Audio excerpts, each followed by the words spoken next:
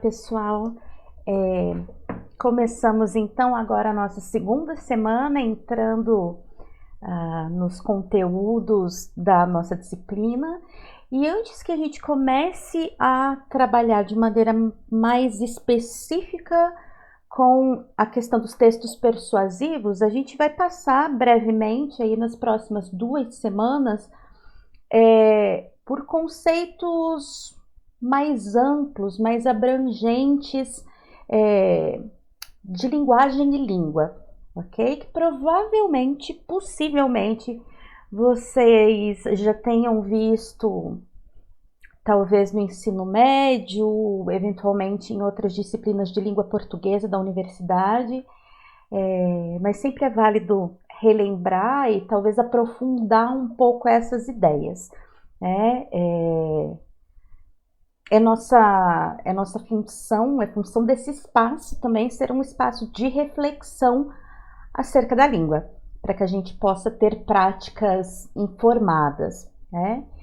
Então, a primeira coisa que eu gostaria de pontuar é que linguagem é algo muito maior, muito mais abrangente do que língua, né?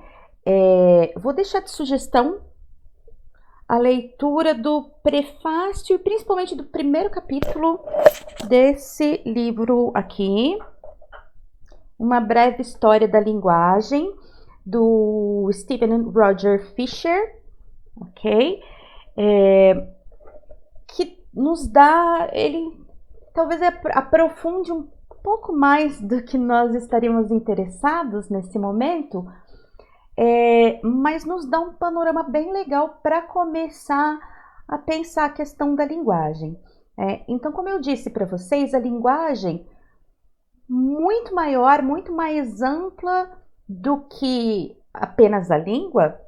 A linguagem, ela é basicamente toda forma utilizada para a gente se expressar, se comunicar e interagir, ok? Então, a gente não se expressa apenas quando a gente fala, certo? Quando a gente fala, com certeza a gente se expressa, a gente se comunica. Mas nós temos N outras formas de linguagem, que podem ser verbais ou não verbais. O que é verbal? Vocês podem estar pensando lá no conceito gramatical de verbo, né? Como classe gramatical, o verbo são palavras que descrevem ações. E no português vão terminar, sem conjugação, no infinitivo, vão terminar em ar, er, ir, né? Sonhar, comer, dormir, brincar, amar, estudar, refletir, etc. Mas se vocês procurarem no dicionário, vocês vão ver que a palavra verbo tem mais de uma acepção. E a primeira acepção que a gente tem da palavra verbo quer dizer justamente palavra. Talvez alguém se lembre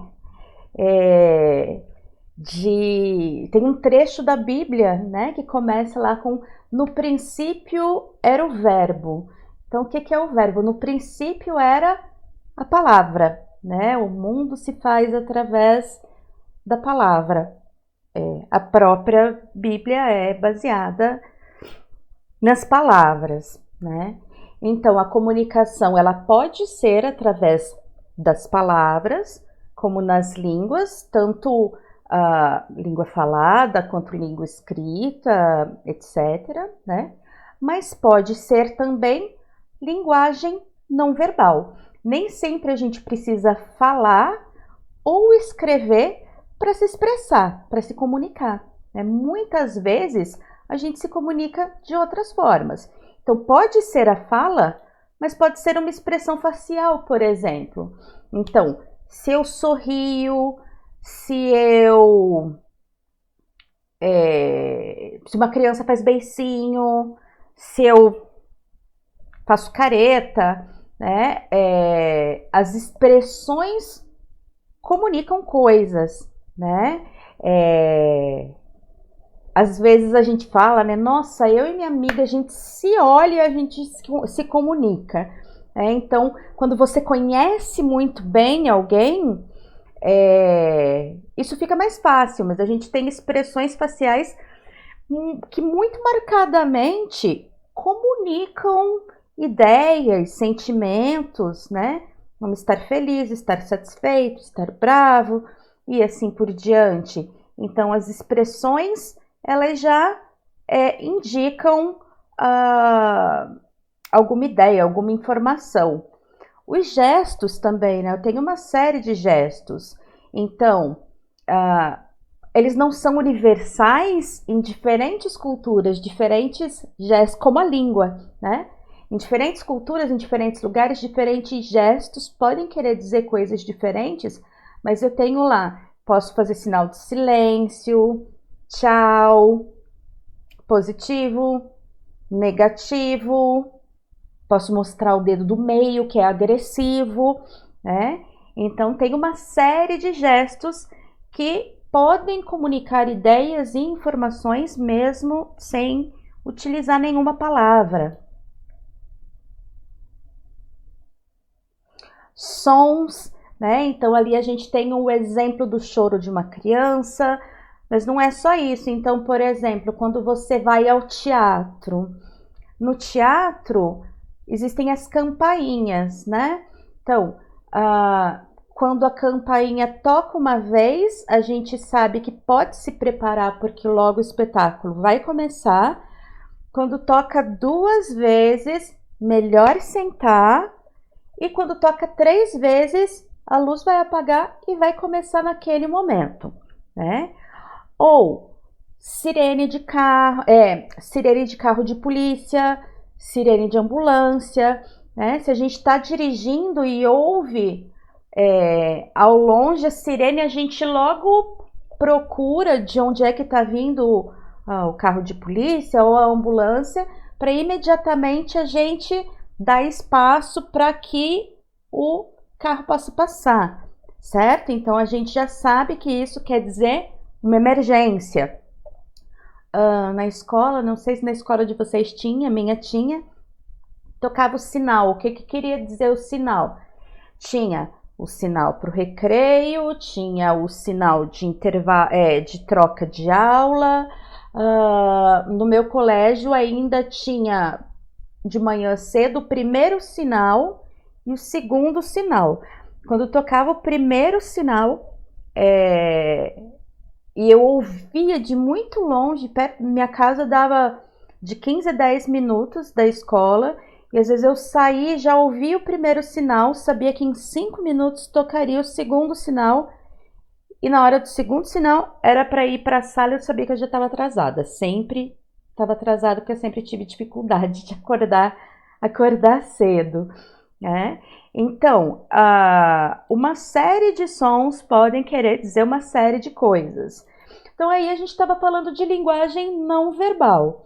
Dentro da linguagem verbal, a gente pode ter, por exemplo, a escrita em qualquer língua, né? Escrita em português, escrita em inglês, escrita literária, um bilhete, as N formas de escrita, né? Novamente, não verbal, a gente tem símbolos.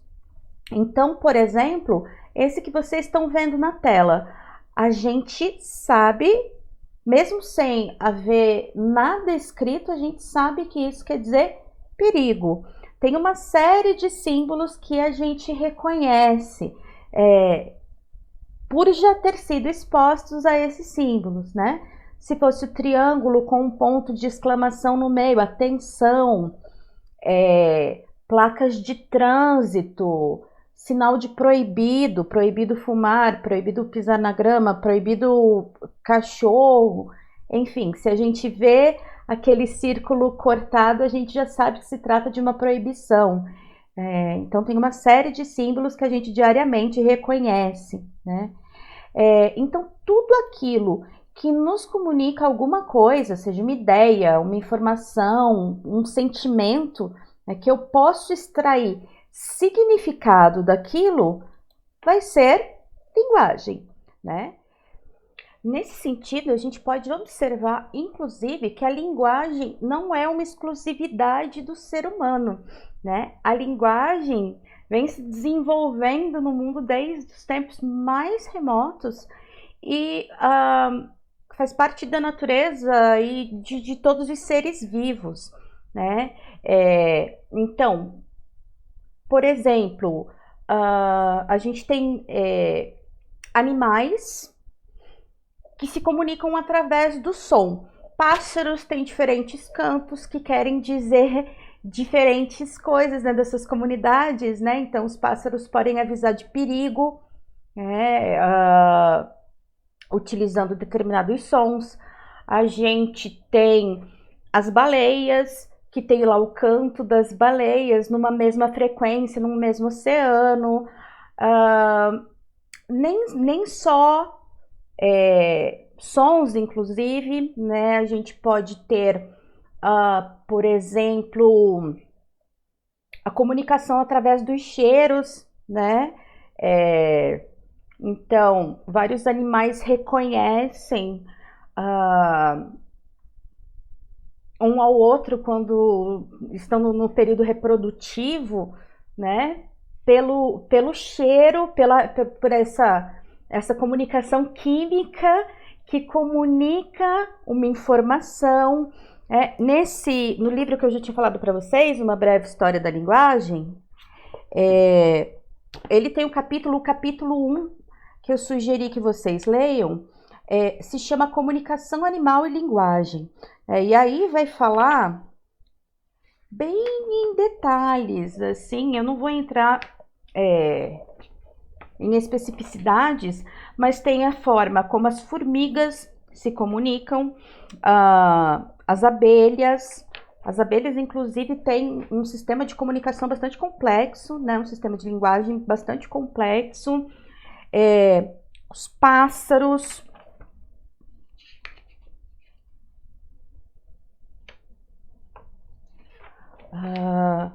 Comunicação entre cavalos, entre elefantes, linguagem dos elefantes, das baleias, que eu já mencionei, né? Que tem a questão do canto das baleias. Isso a gente vai encontrar coisas parecidas para golfinhos, botos, enfim, os outros mamíferos aquáticos.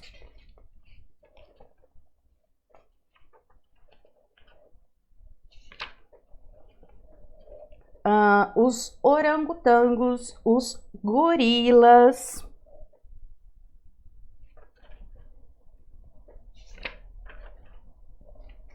chimpanzés, bonobos, que são outra classe de macacos, né? E o que é que diferencia isso dos humanos? Porque, afinal de contas, nós não somos a única espécie capaz de desenvolver ferramentas de comunicação e não temos a exclusividade da linguagem, né? Nós apenas temos uma comunicação mais elaborada, né? Um tipo de linguagem mais elaborada, que é a comunicação verbal, que aí de fato são as línguas, né? E aí, pensando nesses termos, os animais os outros animais não têm língua, mas eles têm linguagem, com certeza. Então, quem tem bichinho, quem tem pet, cachorro, gato, sabe perfeitamente como eles se comunicam, né? Eles são absolutamente capazes de expressar quando eles querem petisco, quando eles querem passear, quando eles estão pedindo comida, quando eles querem carinho, de uma série de maneiras, né? Quem tem animal vai saber dizer. Eu tenho 3, e eles, inclusive, têm formas diferentes de se comunicar, né? Eles, como nós, eles têm a sua personalidade, a sua individualidade, e ainda assim eles têm um sistema de linguagem, um sistema comum,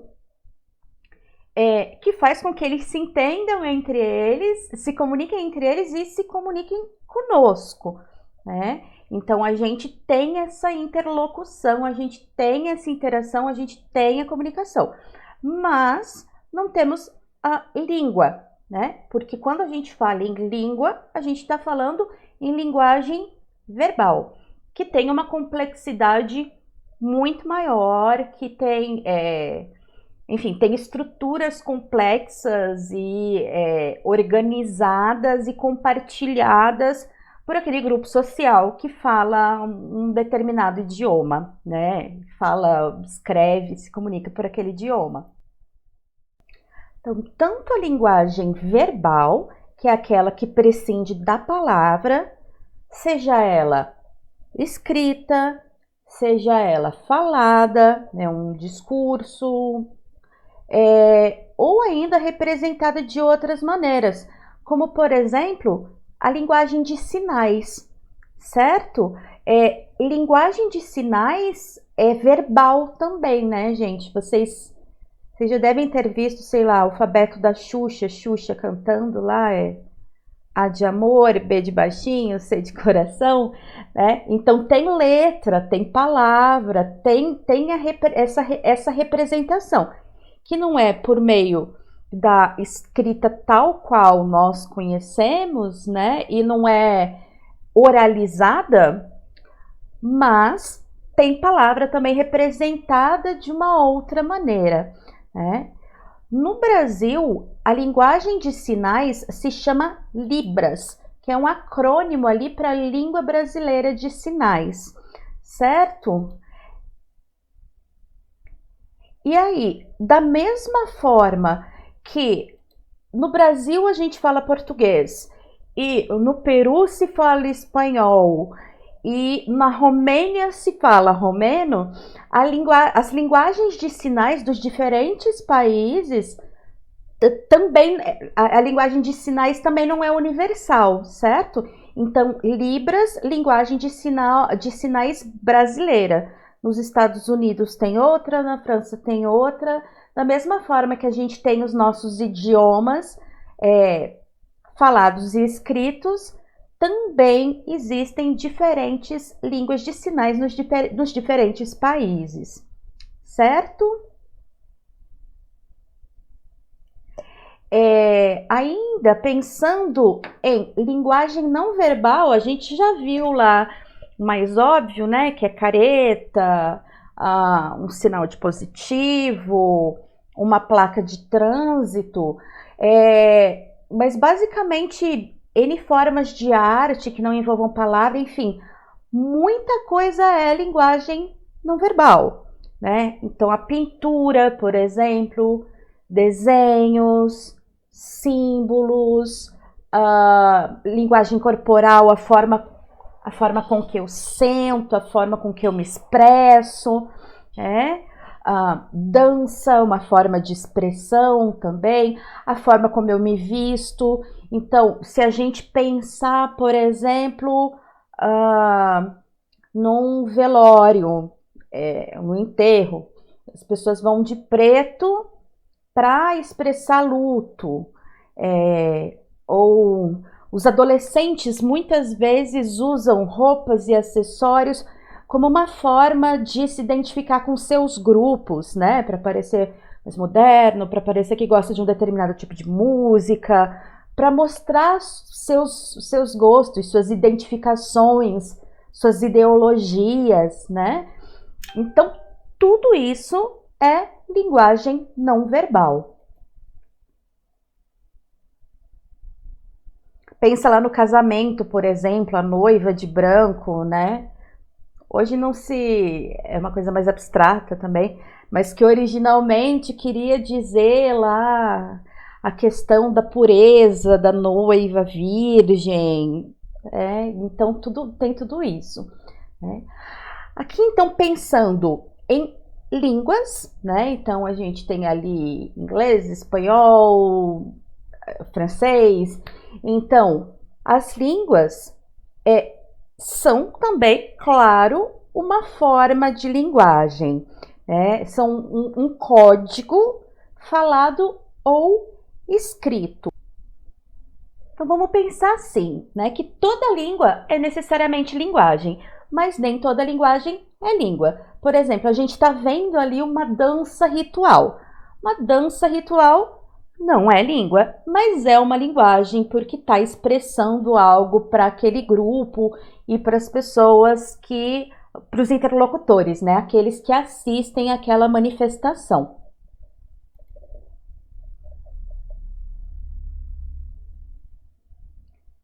Então, português é língua e linguagem, mas dança é linguagem, mas não é língua, certo?